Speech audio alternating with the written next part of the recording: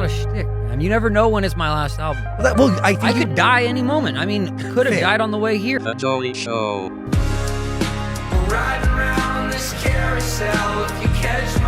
Morning, folks. Welcome to the Joey Show. I'm Joey Avery.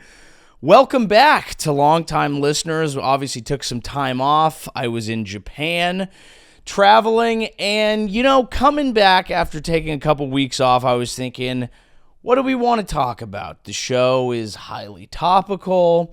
We talk about things that are going on in the world, of which there are many, of which a lot has transpired. Everyone's relatively aware of the political state of things and AI and tech and all that. And there's really only one story that I wanted to talk about this week, really.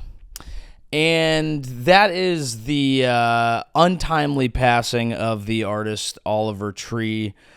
And this is an interesting one because, I will give some background for people who don't know who he was, because I think his story is quintessentially of our time, and the life he lived and some of the encouragement that he left behind feel like really important, salient messages as we march forward. Life goes on, as he would say. But it's interesting. I was kind of having trouble deciding if I wanted to cover it because I'm one of the least qualified people to talk about it. If you did know who he was, or if you've been on the internet at all, you've noticed everyone knew him. Every comic knew him, every podcast, every artist he touched. Crazy corners of the entertainment world and literally the planet, recording his last album over all 7 continents and was in the middle of embarking on a 7-continent tour.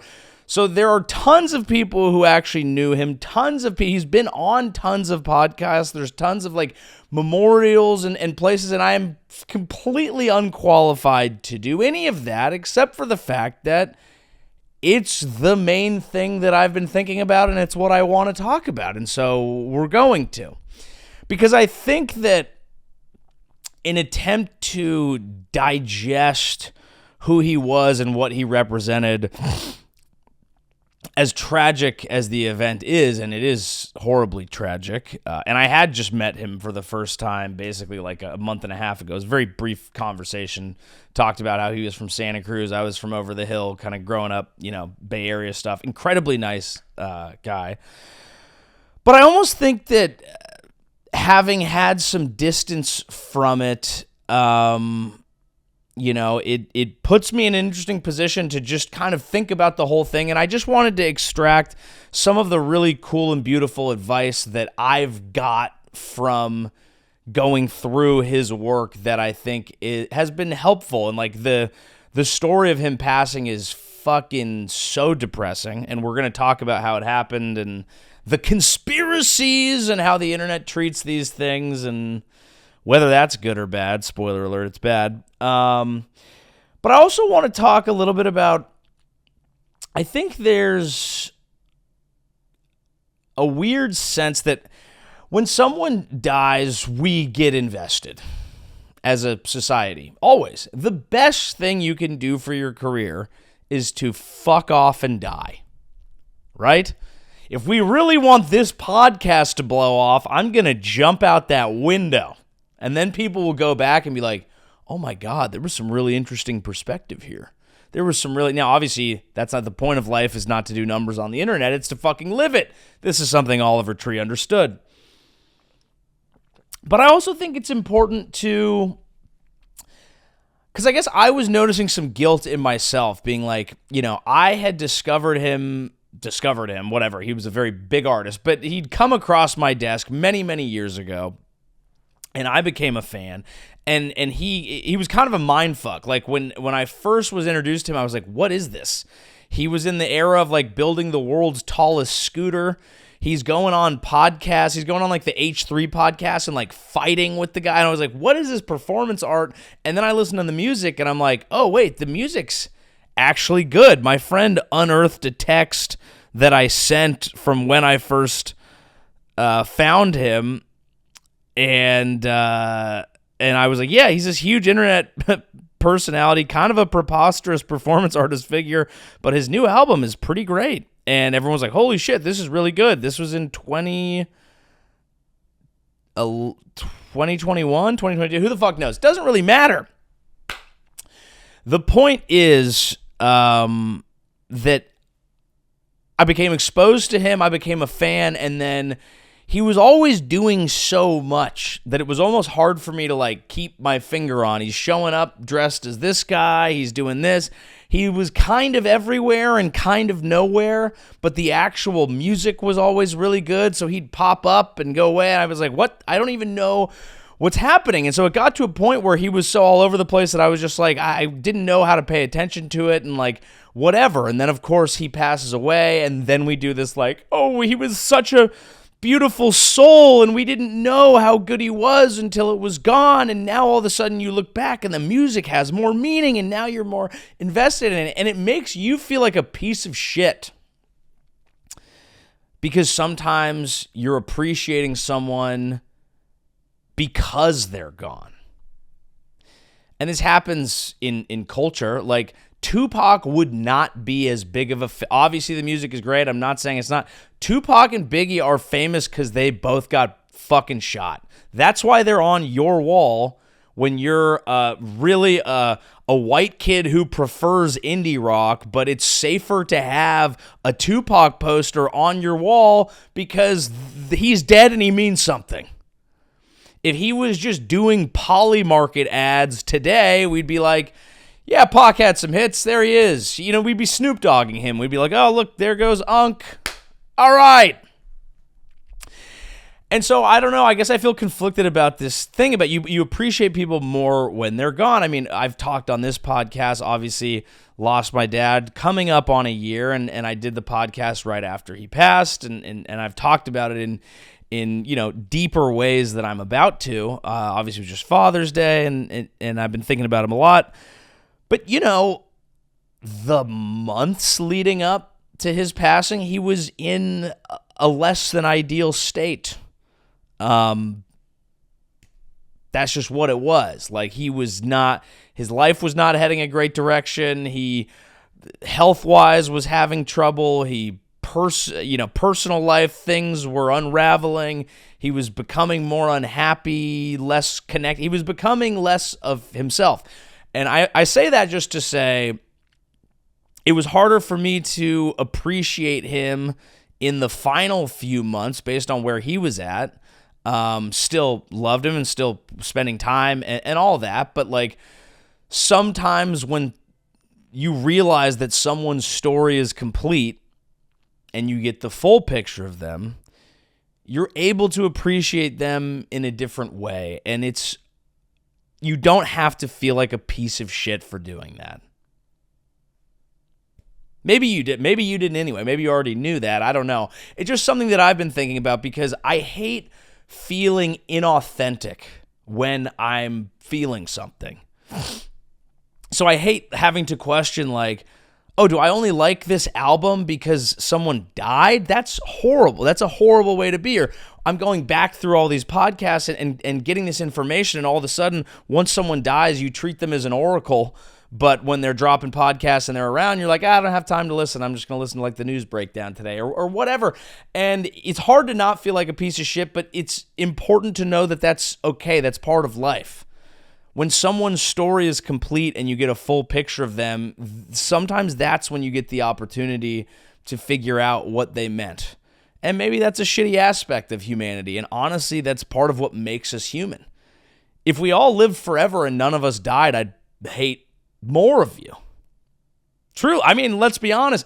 There are people in your life that it's like you just get used to them being around and you know you love them, but they're pissing you off. And I swear to God, this is a pro tip. Just remember, they're going to fucking die. And then you'll be like, aw, love you though. So it's okay.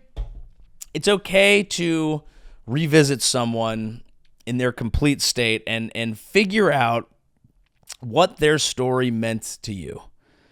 I do think it's annoying when people pretend people were someone who they weren't, or ascribe extra meaning or shit that wasn't there. You still have to keep it real, but it's okay to be like, this is time to focus on somebody. So with that, I want to talk about some of the incredible inspiration that he left behind. And there are podcasts for people who knew him well, and I will leave the tears and the remembrance and the grief to people who deserve to be giving it. And I am going to kind of just go back through and extract some really beautiful things about who he was, because I have personally found he said some shit that was really helpful in terms of navigating the modern space that we're living in. I looked at him as someone who was kind of a master of the algorithm in a way, because he knew how to get attention. He knew how to make his posts hit. He knew how to promote his music in ways that had nothing to do with it. And that's what I thought it was. I thought he was good at promoting, until what I've realized in spending more time paying attention to what he was really about and what he was saying is, it was actually the opposite of that. He wasn't just, he was not an algorithm hacker. He was a multi-dimensional creative force that was just making shit that was as interesting as possible all the time, and that worked in the modern environment. So a lot of times I come on here and I talk about modern technology and being an artist or a comedian in the modern age, and how depressing it is, and how blah, blah, blah. But there are some upsides to it. The idea that he could travel the world with one backpack and a camera and do all of his music production in different countries instead of spending his money in a recording studio, that is cool. That is unique to the modern moment. So this is a depressing topic. It's going to be more of a positive podcast, and hopefully spread some inspiration that maybe you guys can take from it. So maybe it won't be my funniest episode, but who gives a fuck? I'm going to create what I want, and that's kind of the point of the whole thing. Now, starting off with the shitty stuff, just to get it out of the way, Oliver Tree, like I said, musician from Santa Cruz, left behind a bunch of incredible albums. Listen to all of them. Funny interviews. Listen to all of them. Interesting performance artist, all that. He was in Brazil. He was embarking on a world tour where he went to all 7 continents, including his beloved Antarctica, which does play into some conspiracies people have been throwing around. And it was an interesting tour because it was a lot of back-to-backs, but he had scheduled some open time in Brazil. There was a window between his shows, and it looks like he was spending some extra time in Sao Paulo creating stuff. People are speculating that the day of his passing, where he was in a helicopter that was struck by another helicopter that also took out some other creatives from Argentina and Brazil, as well as, of course, the pilots. People speculate he was probably creating something. He was always filming documentaries. He'd teamed up with other creators. Perhaps they had hired one helicopter to film them in another one. That could be why they were getting so close together, and there was only one pilot in the helicopter. Who knows? Other people are running wild with the conspiracies that it was the first record that he released that was fully independent. So it was Atlantic Records hired a helicopter kamikaze pilot to take out his helicopter. The other conspiracy that people are running with was that it's because he had just put together a documentary where he was in Antarctica, and these clips that have been going viral. He's talking about how he finally uncovered the secret of alien life. Now, before I even play this, I want to say I don't believe any of these conspiracies, not because I debunk things just straight out of nowhere, but I don't think that Atlantic Records is hiring kamikaze helicopter pilots to kill artists who go independent just to warn other artists not to do it. And this piece that has been going mega viral, like I saw this before I put it in context, but this is a piece from his unreleased Antarctica documentary. Let's watch it. This is one of the things I came here to research, which is the alien bases. We saw a UAP. UAPs we've seen UFOs, we've seen a wider range of things. We've seen ones that were oblongato, very long, more like a missile, and we've seen ones that are more circular, the traditional, standard kind of boring, textbook stuff. We've seen a wide array of Orbs, a lot of orbs. Those are rare. But I'm always watching. But have you seen any coming out from underwater? Oh yeah, they work their way down, they finally make a hole, and the way they go, that water drains down, and sometimes you see them shooting out the sides of these big chunks. So I've been keeping my eyes pretty wide open, and I've been looking. We saw it one time. It was absolutely stunning. I'm on a rifle team with the military. Me too. I'm pretty good at ranging, just looking at things. Same. And like I say, just look at the stuff you know, and the length of it, give you a good judgment. If I was to bet, that little one looks like an entry port right there. The one on the right, that small one, that's probably for a smaller ship. Get a close-up of that. What I'd give to get a chance to go up in there. Are you fucking kidding? 1, 2, 3, 4, 5.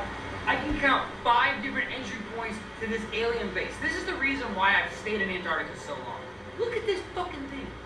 I'm giving an interview about alien bases and one shows up right behind me. This is a daily thing here. This is something that has kept me in Antarctica because I want to know more. And without the proper military support, I can't go deeper into this because this is NATO territory. It's been closed off. But a guy can wonder and a guy can watch from a distance and document. We've got multiple cameras here so that we can try to get this footage and upload this to the internet where everyone can witness this for free. We don't have to hide this anymore.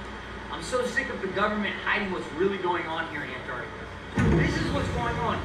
Alien bases that go underwater, where you have orbs, you have UFOs, you have UAPs, you have so many different types of vehicles, but this is what keeps me. And as much as I love it, I feel like maybe I've hit a threshold. Maybe at some point I can come back and work closer with more scientists. I could potentially work with the U.S. government if they will allow me to be a lead researcher so that we can figure out what's really going on here. There's a disconnect. That's the problem. It is concerning, yeah. Yeah. He thinks the world is going like this. He's just so off base. So, yeah, we're going to bring him home. Yeah. We're going to get him some help.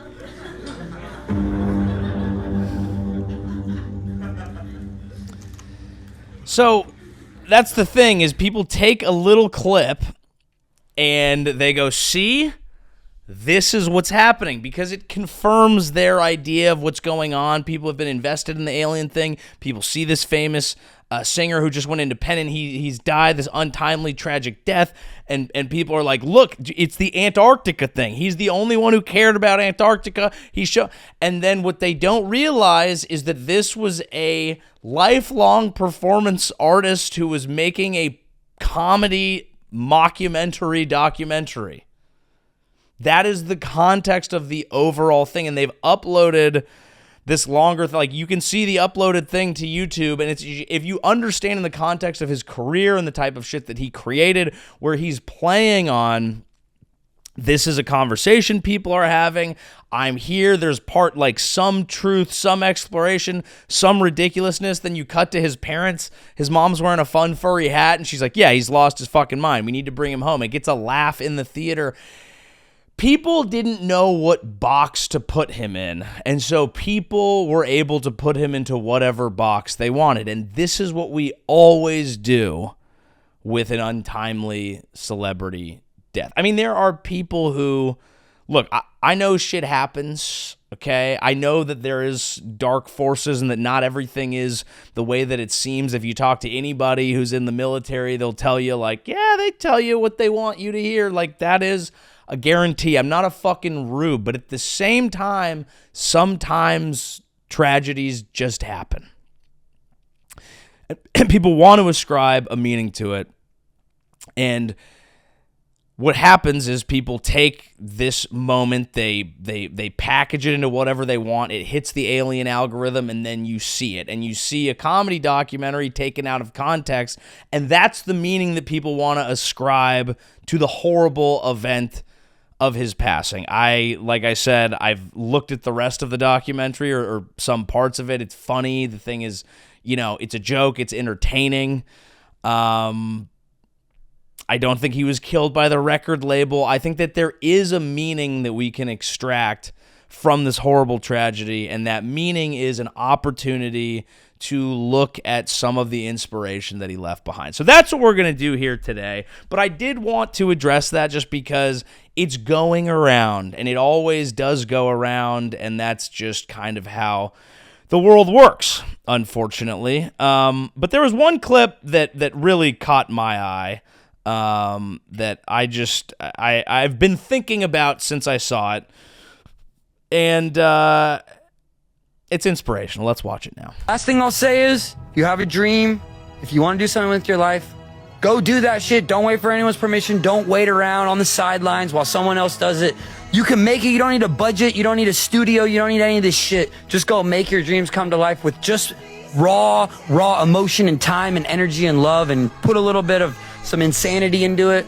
And enjoy your freaking time here on this planet, because it's short and limited. Tomorrow is not promised, so make it today. And that is a beautiful sentiment, and obviously it hits more coming from somebody whose time was limited and who lived exactly that way. He recorded his last album by going to 87 countries on 7 different continents, doing it 100% himself, getting rid of all the things that you were told that you needed, living out of one backpack, and just fucking going and doing and being creative and leading with the heart and just doing that. So his advice is advice you can take.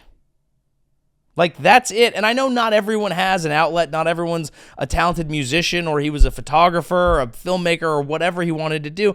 But his point is, if you do have something, just go out and fucking do it. Go out and do it. This, what I'm doing right now, is not a high form of art. Podcasting, is it an art? No, it's radio. Is radio art? Who the fuck knows? I don't think so. But the point is, a long time ago, I would have had to get funding. I would have had to get budget. I would have had to have someone tell me I could make this. I don't have any of that. I woke up today, I set up my shit in my own studio. It's my fucking apartment. And I was just like, what do I want to talk about today? Well, usually the show's about podcasts. Well, it's an unsuccessful show, so I can talk about whatever the fuck I want. Well, this is what I've been thinking about all week. Boom, I'm talking about it. I'm telling it to you. I'm doing it right now. Is it going to make money? That's not the fucking point. The point is, this is what I wanted to talk about. Is there something that's eating at you right now? Because I'll have people message me and they'll be like, you're a comedian. I've been thinking about getting into comedy. Could you tell me some like tips and tricks about do it. Just start doing it. And as depressing as the modern age is, where everyone's like, oh, everything is AI slop and the algorithm is making me feel like shit and it's all just like business and blah, blah, blah. And it's like, all that is true. But you know what else is true? You can go shoot a movie on your iPhone. Now, you have to be good at it. You got to figure out like framing and cinematography and all that. But that's the fucking point.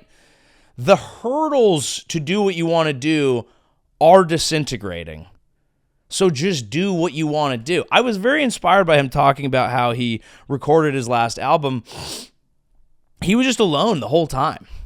And he talked about creating an environment where he was the producer and the writer himself, and just doing what he got rid of all of his stuff. I mean, it's almost like a religious level of dedication. Let me find a clip so you can hear it from his voice. And the funny thing is, a lot of these clips, one of the last interviews he did, it was, as someone put in the comments, the most Oliver Tree thing ever, because he gave a fully sincere, really beautiful, very open interview the entire time, dressed as Shrek for almost no reason, because he could, because he wanted to.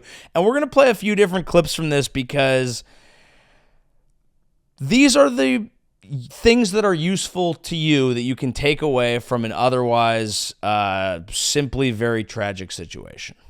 Because I was working with myself as an artist and as a producer, and I actually compartmentalized them separately. And I would say, okay, first we have Oliver the artist, and he has to write some great songs, and then we have Oliver the producer. So if you work with producers, and you, like I did, I worked with these crazy big producers. One of the things I valued more than anything was the producers that created the right environment. They made me want to come back to their house or their studio and work, because they create these dinner parties and these really special experiences with really special people and the right vibe. And I realized so much of production isn't even beat making isn't even part of production, like the old producers, the traditional producers, they never were the drum players, They weren't playing keyboards, they weren't doing sound design. Now that's how we think of production now, but the traditional sense of producer is helping the artist see their vision through and capturing it and creating the right space so that the artist can be in the right headspace. So what I did was I'm like, Oliver, I know Oliver wants to be able to travel. That makes him happy. I know Oliver loves concrete, brutalist buildings. That makes Oliver happy. I know Oliver likes to have new experiences, eat new types of foods, these type of things. So I was just, as a producer, treating Oliver the artist as, okay, how do I get the best out of Oliver? And so to answer your question about Joyride, I was spending time in the UK and all these Eastern European spots, and I was just channeling, and I kind of was tapping into this kind of European sound, and that's kind of where, for me, the drum and bass sound emerged from. And I thought that was a really interesting concept of, and he goes on to talk about how he had lived in this fancy house and he was unhappy, and he realized all he needed to be happy was to travel and do these things and let himself be free and make music, and turning down offers to make all this money and try to stay relevant because that wasn't making him happy, and he was starting to feel trapped, and what he wanted was to follow his creativity. It really is the type of story that you hear when you read like religious texts and these quests. And the reason that I think these things always resonate with us is not because he was a messiah or a prophet or some figure. He was just a guy who followed his heart. But the reason that these prophets and people that might not have even fucking existed, no offense, these stories are real, in my opinion, because they represent a journey that we are all supposed to go on.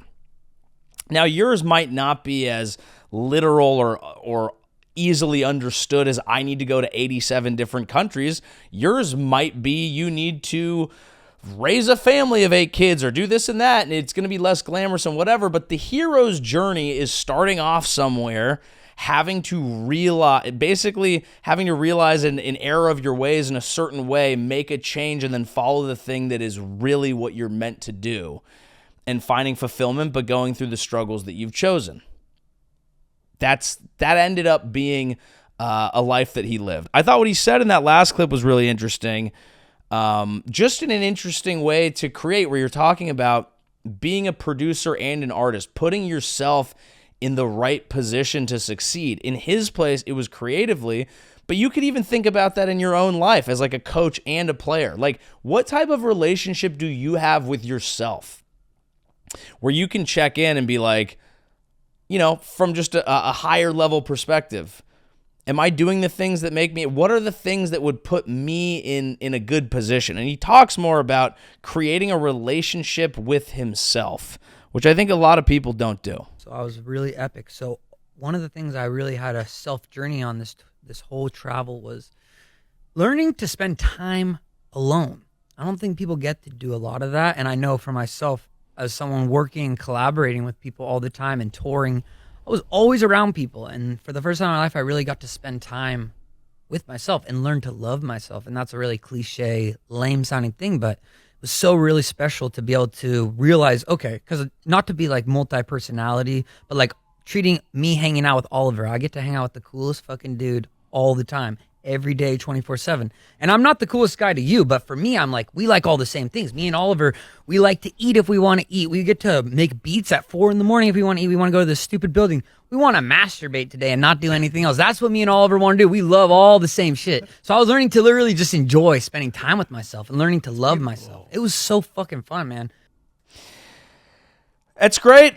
And that is one of the things that I do value about stand-up is, you hit the road and you get shaken out of your world. And you might not be going to the most exotic places, but you might learn more about yourself on a solo trip to fucking Akron than you will on a really fun group trip to Hawaii, because you have to figure out, all right, what do I want to do? Where do I want to go eat? How do I have some fun by myself? And then through the prism of, and what I love is like, if I have to go on stage and talk for an hour, what am I thinking about right now? What are the things that are interesting that I can bring to a crowd? And that's a journey that he was very clearly on, and something that I think is really cool. And so again, it's really depressing, but the way he lived his life was inspiring. And I feel like, you know, it's a tragedy, but listening to like what he lived and the things he did, and it's like this guy lived in the short time that he had more than 99.99% of people. And that serves as inspiration to me. When your dream becomes your job, the conversation becomes, how do you turn your job back into your dream? You know, and a lot of the magic gets sucked out of it when you're so much pressure and so much expectation, and everyone's trying to say something about it, and people have money being made off of it, and people have money to be lost off of it, and the pressures get so astronomical that the fun and the magic and the reason you got into it gets zapped right out of it. And this album, I found that love. And actually, in this moment in time, I have never been more inspired. I have never actually felt more excited about making art. I've never fallen in love this deeply with art. And it's so special. Like, I was making music last night until 8:30 a.m. I'm like, I work on art and I do these things. I have to edit these videos, edit the documentaries, finish the album cover. And then at 4 o'clock, around that time is when I allow myself, okay, Oliver, you get to now make music for fun. Now it's joy time. And so between the hours of 4 to around 8 or 8:30, that's when I'm cooking up music. And I'm talking about 4 in the morning to 8 and 8:30 in the morning. So it's like, I'm gone deep down. I'm lost in the sauce. That's so cool, man. I mean, there's really nothing that fires me up more than that is just, you know, when you hit that moment where you're just like, I'm going to fucking stay up and work on this because I've spent all day working on the shit that has to get done, and now I get to work on what I want to work on. Now, what he said at the beginning, because again, I don't want this just to be like a seminar for artists where I just regurgitate a podcast that, again, you should go watch in full because there's a lot of other stuff. But I think to me, what he's talking about right there, the idea that when your dream becomes a job, it's your duty to turn your job back into your dream. I think that is something that is hitting people in a huge way right now because everyone feels like they're a fucking celebrity. Now you're not, but you realize like there's a lot of people with like a blue check mark and like 400 followers being like making dreams a reality, and frankly they're just in real estate and they're posting videos of homes and they're like, but we on that grind, dude, and they're influencing and everyone's influencing, and it's like, hey, but this is the dream, though, dude. We're making videos. I'm making content. I got an audience. I got a platform. I got a responsibility. And whether you actually do or don't, you feel like you do because we've over-metrixed everything. Everything has analytics. Everything's keeping up. Everything you look at is like, oh, I have this many followers, but they have that many. Well, how do I get this? And I want to see, but they're doing that. And everyone is stuck in this rigmarole where we all feel like we're famous, successful artists with the weight of the world on our back, when in reality, no one gives a flying fuck, and we're stressing out about it. And some people do have real careers and things to make fun. And either way, you lose touch with the art, with the beauty, with what you're trying to do in the first place. And what he's going through is a struggle that everyone is going through, but he seemed to find a way to put the focus back where it needs to be. A glimmer of optimism in a sea of dread. A moment to use the freedom of our modern era without being shackled by the depressing aspects of all of it. And that, I think, to me, along with his encouragement to just be creative, to fucking be human, is something that that I hope you can take away from this episode, and mainly just from, you know, consuming his stuff. And I just wanted to do a brief tribute. Now, closing off here, and then we will do some news on the back end. We'll talk a little bit about this fucking reflecting pool bullshit, and an interesting thing with the San Francisco Giants and Pride Night that's been going on here. We'll do that on the back end, but I want to do one more Oliver quote here that I think is going to be useful to everybody. Yes. We all have a duty to try to find our purpose. That's our real, like when people say, what's the meaning of life? No one knows. But for me, the meaning of life is, how do we find something that we're find so much purpose in, that we wake up every day and we're excited to go do that thing. And even as someone who by theory on paper looks like I've figured that out, it's changing constantly. I'm always shifting. I'm always evolving, just as you are. And we're always trying to figure out what it is that will bring us that joy, because there's a difference between happiness and joy. Happiness can be fleeting. You're happy or sad, but joy, that's something that is a long, sustaining thing that keeps you. You feel a purpose and a need and some reason to wake up every day. So there it is, folks. Try to find something that lights you up and find a way to pursue that. I think sometimes it's easy to get discouraged when you see like this multidisciplinary artist doing it, because it's like, okay, well, this guy was lit up by photography, filmmaking, music, dressing as Shrek, going on podcasts. Well, maybe I don't have any of that. But there are things that make you feel alive. There are things that make you feel present, and we're constantly being fought by not being present. The freedom that is afforded to us by these laptops and by these phones that lets us, hey, I can go work from fucking Morocco, I can go work from fucking wherever, makes it so that we feel like we always need to be tapped into something, but that something isn't real. Like, I will feel like I need to be doing something, so I will open my phone and just look at, like, my notifications or something fucking dumb. And it's like, that's not it. You know, that isn't getting work done. That isn't me being creative. That isn't me being present. But there is a freedom that is afforded by these things, okay, that allow you to maybe try to create the type of life you want to live. And I think he was a good template for that. Do things that you want to do them your fucking way, and understand that that isn't just a process of being happy all the time. There's a lot of struggle, but hopefully it is a struggle that you've chosen, and it represents the journey that you're supposed to take. His is now complete, which is depressing, but he's left behind a lot of beautiful sentiments and thoughts and inspiration that hopefully you can apply to your own life. And of course, life goes on and on. All right, couple more things here, but first, come on out, folks, and see me on tour. This weekend, Cleveland, folks, June 26th and 27th, then Pittsburgh, June 28th, Rosemont, July 10th and 11th, Chicago, San Francisco, Sacramento, Boston, Houston, Brea, Tempe. Oh, Alpharetta. Okay, going to Atlanta, then New Orleans, then Edmonton, St. Pete, Charlotte, Detroit, Denver, San Diego.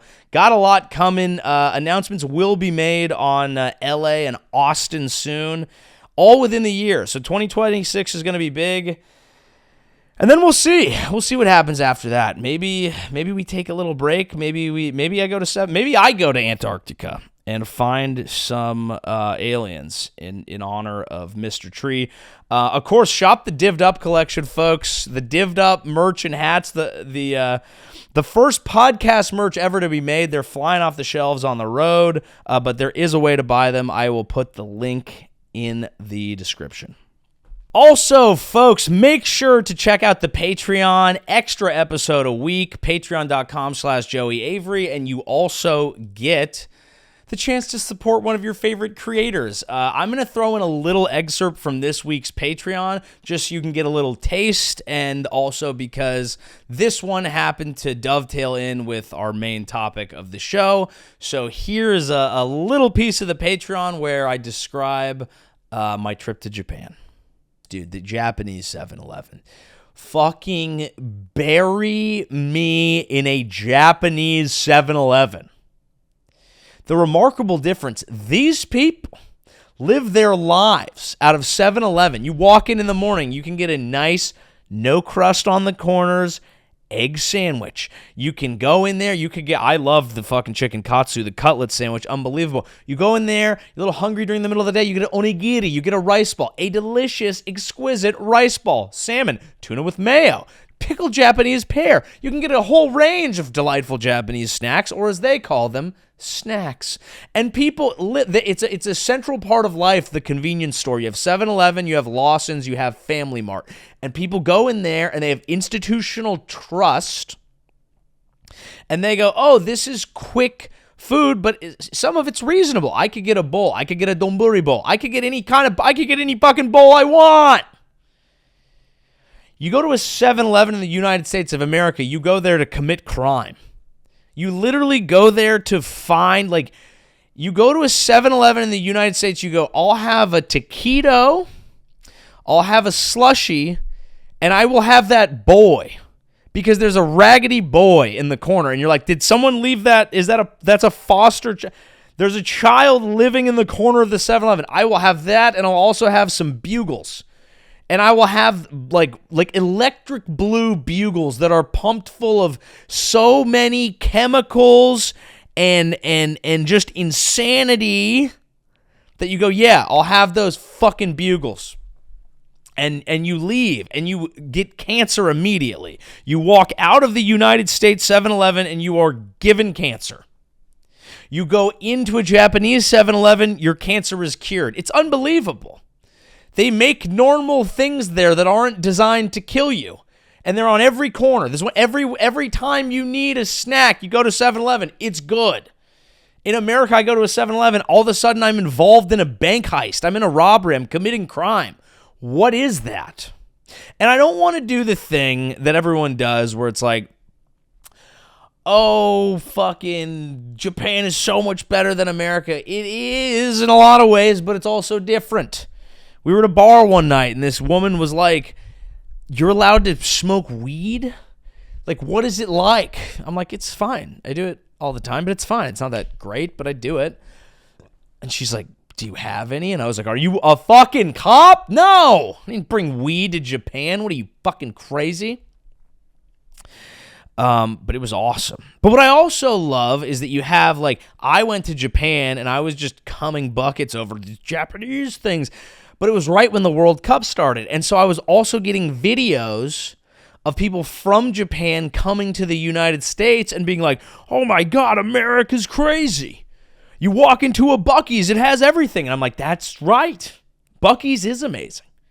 Buc-ee's is the American version of the Japanese 7-Eleven in that Buc-ee's is only in random truck stops in Texas, and it has the GDP of a small Caribbean island nation as well as the size. That's how we do efficiency. Brute force, insane scale, and just whapping you over the head with all sorts of goods and trinkets that have been imported from every third world country ever and pitched in such a way that a fat white mom in the middle of Texas will be like, fucking live, laugh, love, baby. That's what I want. And that is, it is amazing. And in Japan, their supply line is such that they will put good quality ingredients onto every corner at every 7-Eleven. We can't do that. We can't do that. We can do one big one, yeah. Like, that's cool. Like, that's how it's like. It is fun to watch people come from other countries and realize that America doesn't suck, because our export, by and large, is depression and oppression.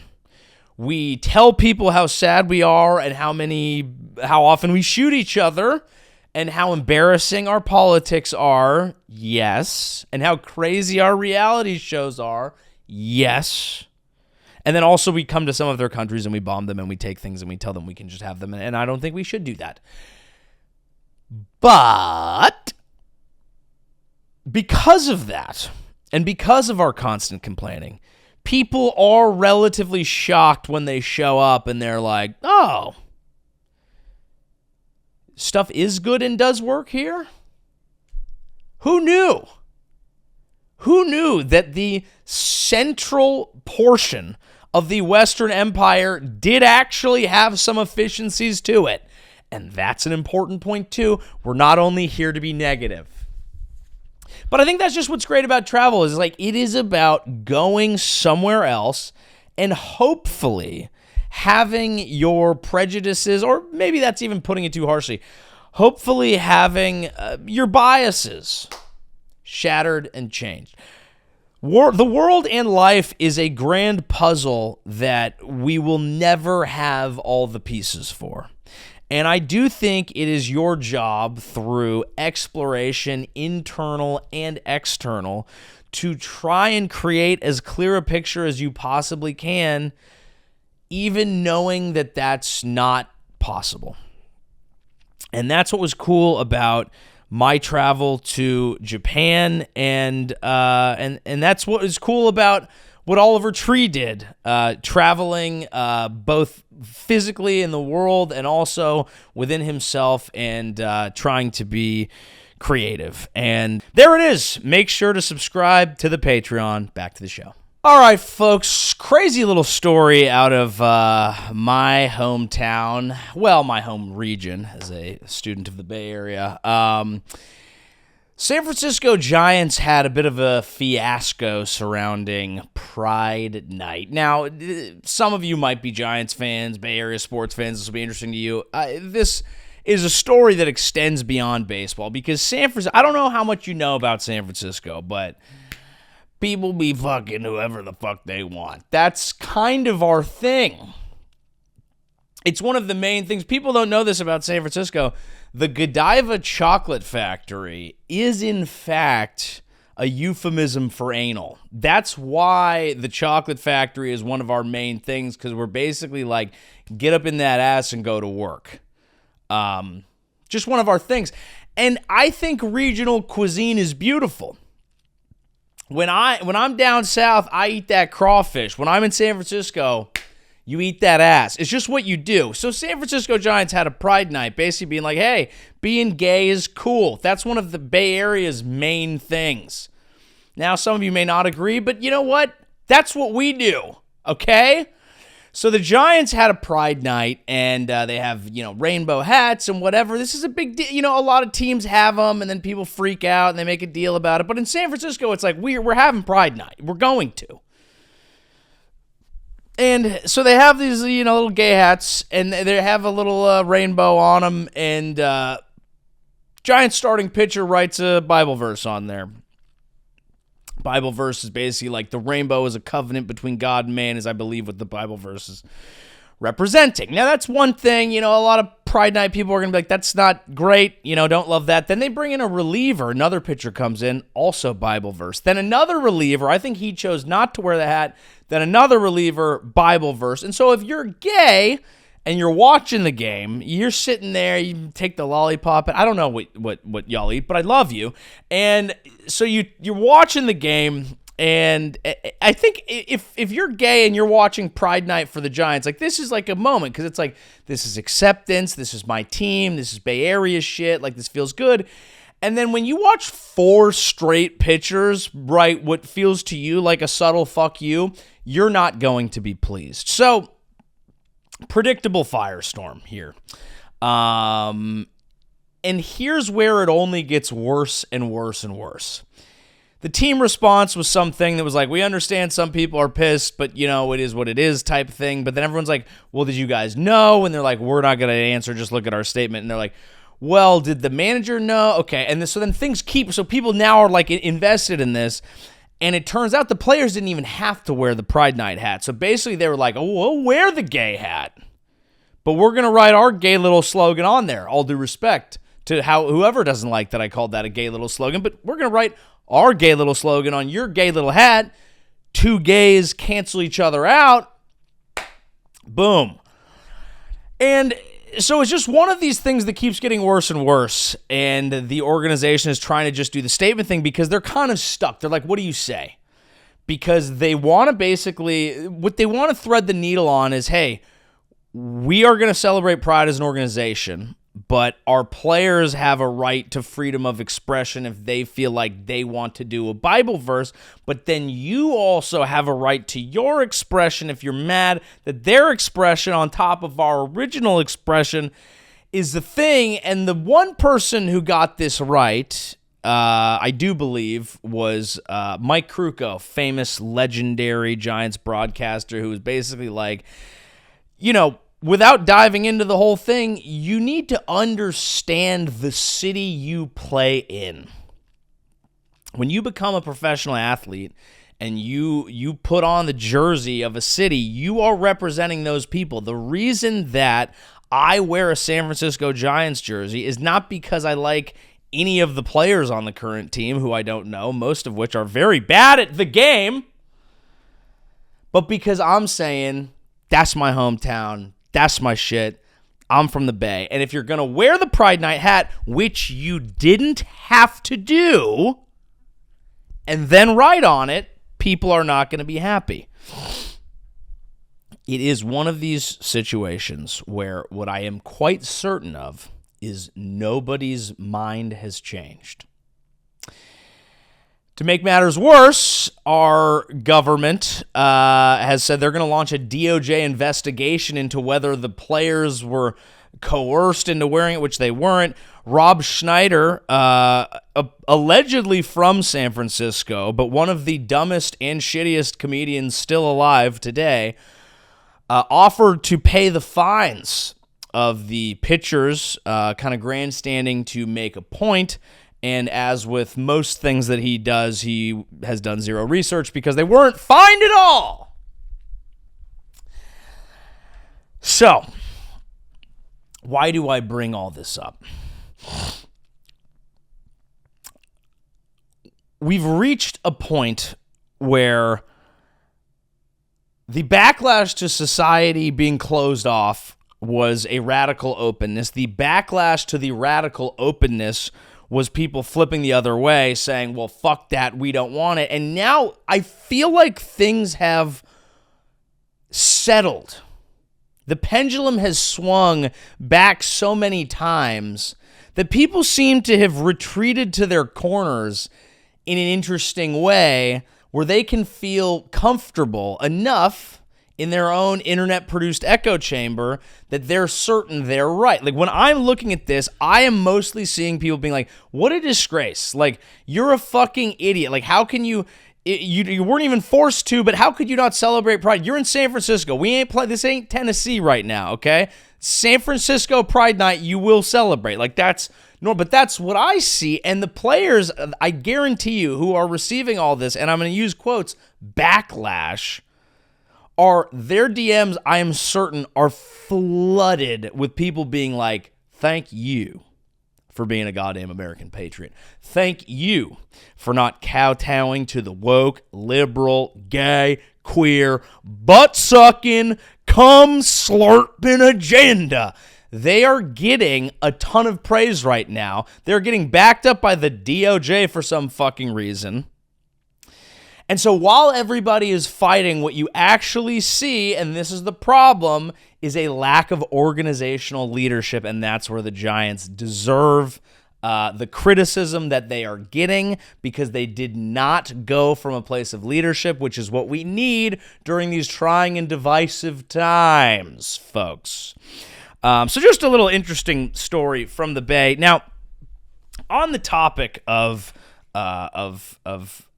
interesting clips surrounding political outrage and the machine that it is fed into. And the reason that now these are just like little odds and ends that I saw, and this show is usually like a topical news program, so that's why I wanted to throw some of these in on the end of an otherwise focused on Oliver Tree podcast. But I do think that I talked a lot about the media ecosystem we're in. And the reason that I talk about that is because it's informing and shaping the entire world that we are inhabiting. And it seems like people's definitions of truth are different. It seems like it's more easy to get away with bullshit when you flood the zone with more bullshit and you just tell people what they want to hear. And all of that insanity while it's going on is letting the actual ruling class do whatever the fuck they want to do while you, me, and Tony at the bar are fighting about some fucking dumbass shit. It's interesting. Now, here is Riley Gaines, who became famous by being a swimmer that tied with Leah Thomas, I think was the name of the trans swimmer who tied her in some fucking thing in sport that I don't give a shit about. And in fairness to everybody, Leah Thomas was pretty recently a male to be a woman swimmer, let's be honest. But Riley Gaines has now turned it into a career, and she's doing podcasts. And here's a little hot mic moment of her when she's figuring out what she needs to tell the idiots to whom she's feeding slop. Wait, tell me the pillars again. So it's pro-life. So, First Amendment, Second Amendment, sanctity of life, and veteran and first responders. Okay. And First, second. Yep. Cool. The First Amendment, the Second Amendment, the sanctity of life, our veterans, I feel very passionately about. Do you guys, if you're going to talk about, I mean, you hate to even call them political issues, but do you specifically say like the left or the right, or is that something you try to kind of refrain from? Like if I were to say something to the effect of like the left is still doubling down. Yeah, you can say. Okay, I've heard you introduce from the beginning, so. Okay, first, that's what I needed to figure out really quick, is when I first, I mean, definitely over a year though. I would say, can I just say that, like, around 2 years ago? Wait, tell me the pillars again. So it's pro-life. So, First Amendment, Second Amendment, sanctity of life, and veteran and first responders. Okay. And First, second. Yep. Hello, my name is Riley Gaines, and I'm a very, very proud Patriot Mobile user, and I have been for about 2 years now. So there it is. Look, yes, it's not abnormal for someone to look off camera and say, hey, what are my words? What are the talking points? Let's make sure we hit it. I think that the reason this goes viral is that what you're seeing is someone who is learning how to speak to an existing audience and is not really passionately telling you how they feel about things, being open, being authentic, being vulnerable, being curious, trying to understand the world in front of them. It's someone who is walking in basically 3D printed out of a fucking box to tell people what they already want to hear because we've learned that it works. And she's not alone.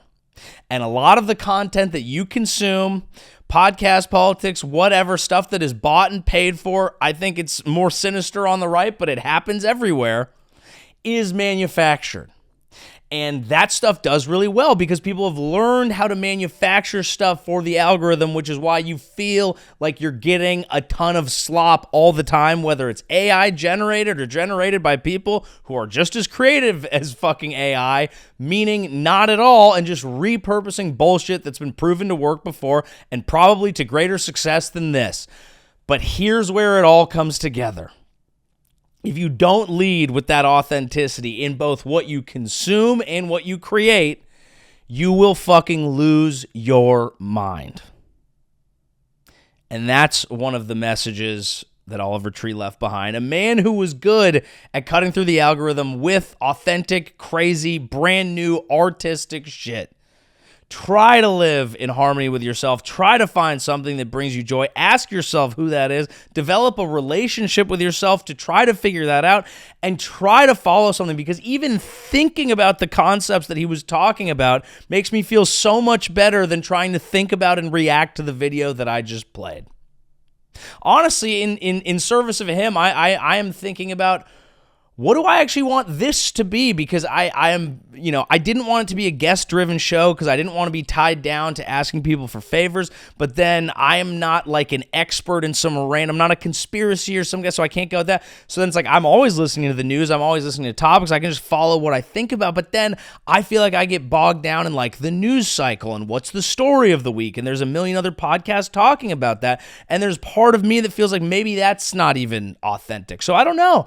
We could be headed for a break or a reimagining of this show or something. I'm not 100% sure. But I will tell you that what I'm thinking about this week, aside from just him and enjoying the music, is trying to live and create authentically and creatively. And even that thought itself is inspirational to me. So I want to thank him for living the way he did and leaving behind the things that he did, and I hope it can serve as an inspiration to you as it has for me. I'm going to talk a little bit. We'll pop over to Patreon. I'll tell you guys a little bit about my trip to Japan. I did film a bunch of stuff over there, so it's going to take a long time, but I'm going to try to edit it together into one of my away games travel shows, which is what maybe I'm a little more excited about these days, but we'll see. Always big love to the 12. I think I can think of only one song to play us out today, and that song, it should be no surprise, is by Oliver Tree. Where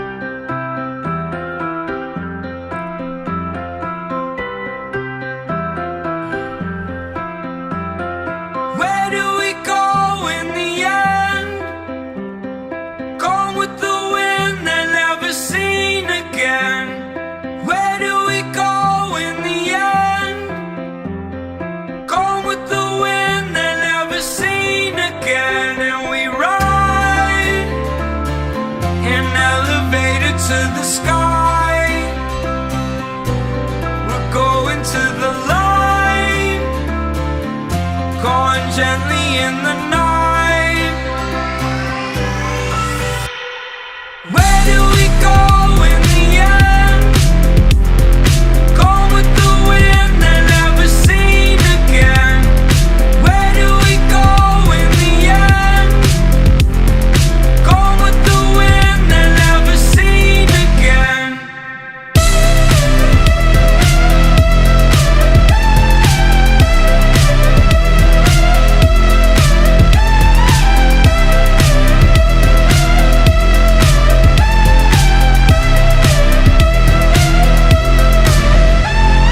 We disappear when we fall asleep. You never wake up when you're 6 feet deep. No one can find us on the day we leave. It's hard to believe, but it's not what it seems. We ride